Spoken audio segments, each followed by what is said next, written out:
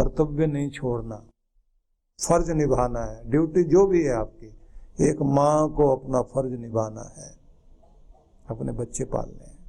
पिता को भी अपने घर परिवार के लिए वो सब कुछ करना है जो वो करता है। स्मरण प्रभु का रहे कि उसकी लगाई हुई ड्यूटी, उसकी दी हुई नौकरी पूरी की जा रही है, अपना फर्ज पूरा कर रहा हूं। मेरे माध्यम से कोई जीव इस संसार में आए, उन्हें योग्य बनाकर इस धरती को सौंपना मेरा फर्ज है। समाज में वो लायक बनकर खड़े हों, अपने बच्चों को मैं पालूं पोसूं, उन्हें लायक बनाऊं और उन्हें कुछ दूं, धन भी दूं, धर्म भी दूं, संस्कार भी दूं, संस्कृति भी दूं।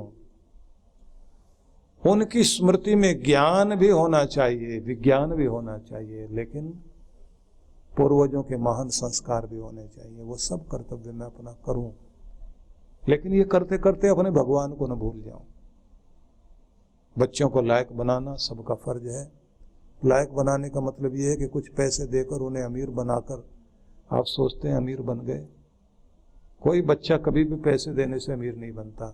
जब तक आप उसे कमाना नहीं सिखाते, धन देकर अमीर नहीं बनाया जाता, कमाना सिखा करके ही बच्चों को अमीर बनाया जाता है। आप उन्हें कमाना सिखाइए। बेहतर जिंदगी देना चाहते हैं, बेहतर जिंदगी जीने का शऊर दें, तरीका दें उन्हें, वो शिष्टाचार दें कि बेहतर जिंदगी कैसे जी जाती है। बेहतर जिंदगी के लिए बढ़िया कपड़े, बढ़िया आभूषण, गाड़ियां, नौकर चाकर देकर बढ़िया जिंदगी नहीं। बढ़िया जिंदगी वो कि जिससे वो अपनी वो चीजें कमा सके, सम्मान कमा सके, लोगों का प्यार कमा सके, दुनिया में सिर उठाकर जी सके। वो सब संस्कार देने की जिम्मेदारी माता पिता की है। और इसे कोई किराए का व्यक्ति नहीं करेगा। किराए पर आप कोई ट्यूटर लेकर आए, किराए पर आप टीचर लेकर आए, किराए पैसे देकर आप कोई बड़े स्कूल में आप भेज दें, जब तक आप खुद नहीं जाएंगे। ईरान के बादशाह को इच्छा हुई कि मैं जिस उस्ताद को बहुत आदर से लेकर आया था अपने बच्चों को संस्कार देने के लिए, पढ़ाने के लिए, देखूं तो सही मेरे बच्चे ठीक पढ़ रहे हैं। देखने गया, खिड़की से झांक कर देख रहा है। पढ़ाने वाला जो उस्ताद था, शिक्षक, गुरु, वो उठकर पानी वानी पीने के लिए बाहर गया था। आया तो जैसे ही कमरे में घुसा तो उसके जूते, एक चप्पल इधर एक चप्पल उधर गिरा, जाकर बैठ गया। उतनी देर में बादशाह का बेटा भी बाहर से पानी पीकर आया था। उसने देखा कि मेरे उस्ताद के जूते इधर उधर बिखरे पड़े हैं। बड़े प्यार से उसने उसको उठाया और हृदय से लगाकर बहुत प्यार से एक तरीके से उसे रखा, और रखने के बाद अदब से आकर, शिष्टाचार के अनुसार आकर, पूरे मैनर्स के साथ वहां इजाजत लेकर बैठ गया जहां वो बैठकर पढ़ रहा था।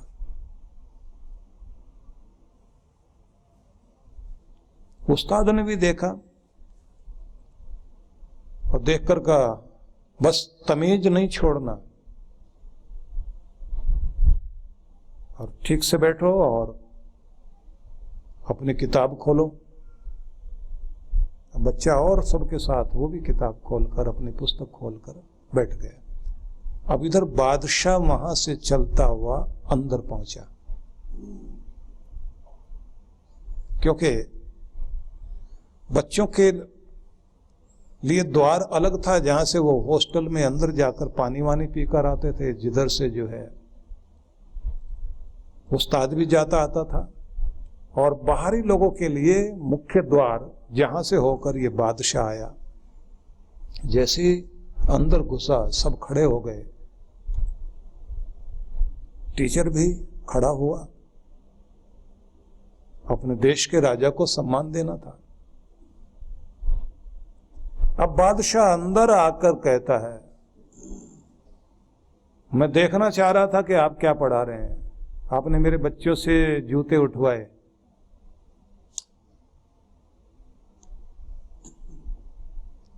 अब घबरा गया उस्ताद।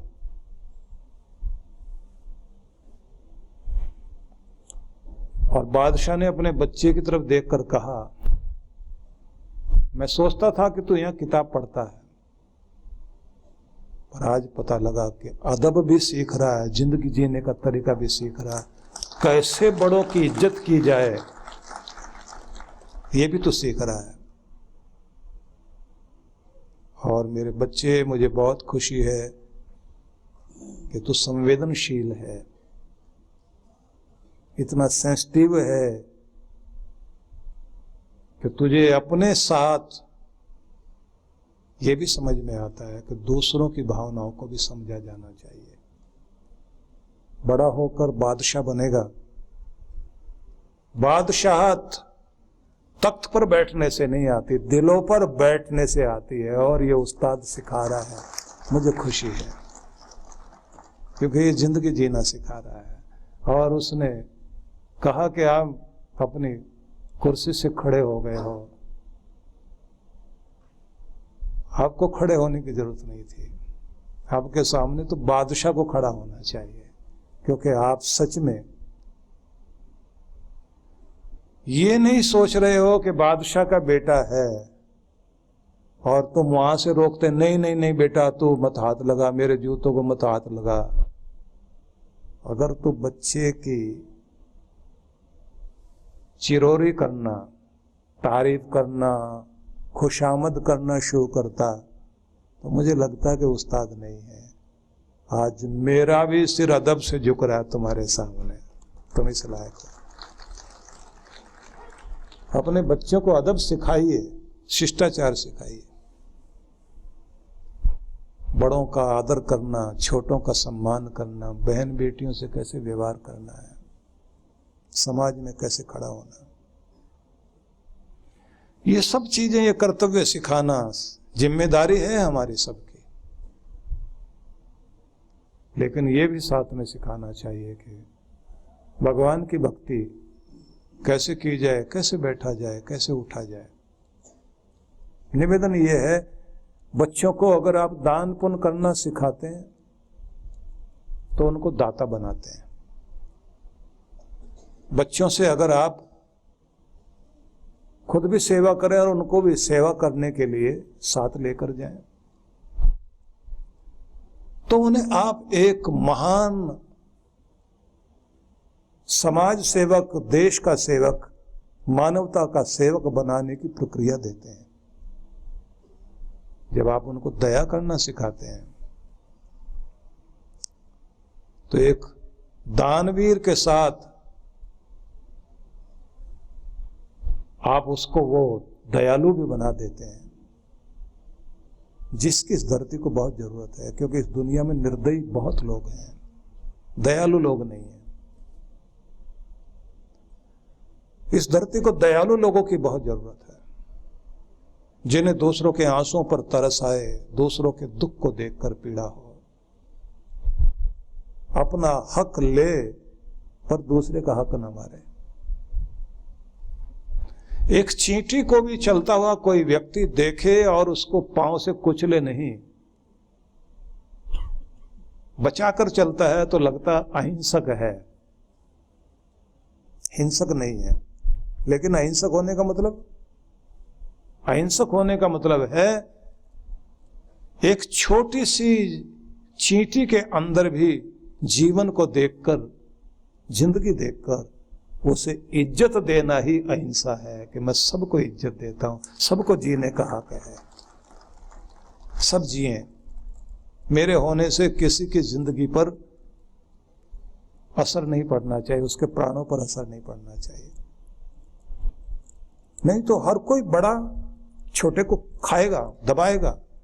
धरती को दयालुता की बड़ी आवश्यकता है। जब आप अपने बच्चों के प्रति ये फर्ज निभाते हैं, कृष्ण भगवान जब ये कहते ना कि युद्ध करो, मतलब कर्तव्य निभाओ, तो इसका मतलब सीधा होता है हर व्यक्ति को अपने जीवन क्षेत्र में अपना कर्तव्य निभाना पड़ेगा, जूझना पड़ेगा उससे।